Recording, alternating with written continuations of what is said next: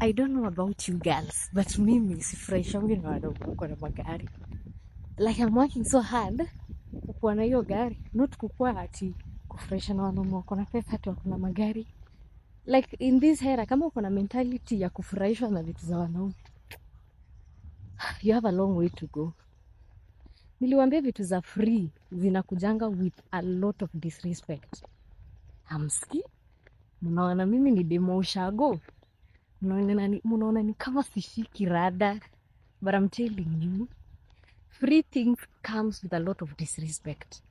And I think I ever told you guys that when you work for yourself as a woman, yani it protects you from a lot of nonsense.